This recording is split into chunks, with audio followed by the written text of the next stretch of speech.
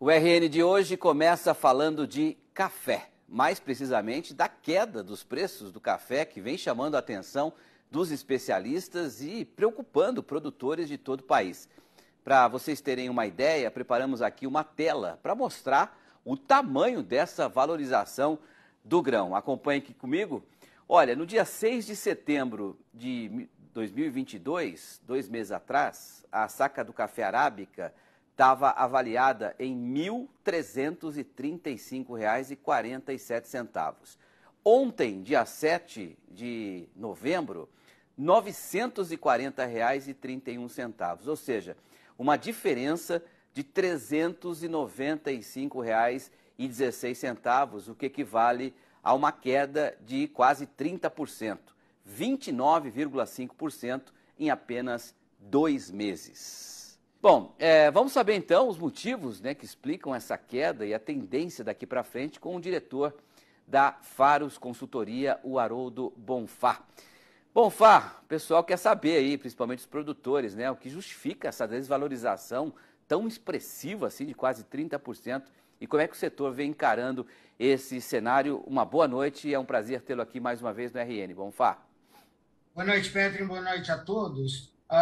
É um horror, né? Nós já estamos nessa queda já há mais do que 2 semanas, rompemos níveis importantíssimos, saímos de 2,20, 2,10, 2, 1,90, 1,80 e agora nós estamos aí com uma visão aí de chegar a 1,60. Quem sabe, nós estamos falando aí de março, 23.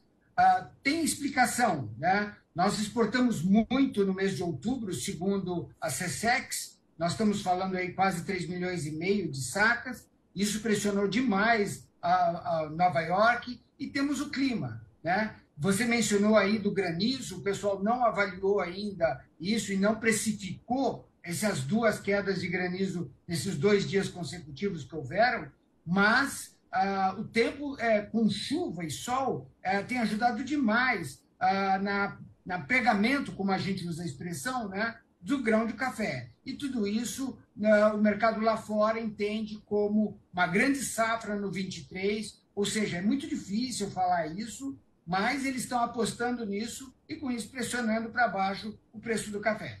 Quer dizer, você está dizendo que exportamos bastante em outubro. Eu quero saber se essa exportação foi com uma boa rentabilidade, com bom preço que o produtor conseguiu. E como é que estão os estoques nesse momento aqui no Brasil? Tem muito café estocado e talvez esse seja um ponto importante para colocar aqui nesse momento, Bonfá? Boa questão, Pedro. Sim, outubro foi um mês que a rentabilidade na venda deve ter sido boa. Por quê? Essa venda ocorreu há muito tempo atrás, quando você tinha aí Nova York a 2,40. Né? Hoje é embarque que você está fazendo de vendas já, como eu já disse, antigas. Nós temos que ver essa colocação, quais são as vendas futuras e a que preço estão sendo negociadas. Quanto aos estoques, é difícil falar, não existe aí uma medição oficial da Conab, elas não soltaram ainda esses números, faz 2 anos que eles não soltam esses números de estoques oficiais. Os armazéns, sim, estão cheios. A safra foi boa, colhida muito bem.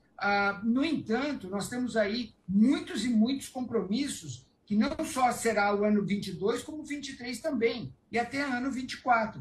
Ou seja, temos que ter muita responsabilidade no cumprimento dos nossos embarques, como também dessa visão que nós temos aí de responsabilidade internacional de cumprir os nossos acordos já previamente fixados. Né? E é possível, nesse momento, ter uma perspectiva em relação aos próximos meses, em relação à demanda, principalmente da Europa, dos Estados Unidos, por conta dessa situação econômica que vivem os países? E como é que está a questão da rentabilidade, né? Porque eu imagino que você perder aí quase 30% em apenas 2 meses, isso compromete muito a rentabilidade, não, Bonfá?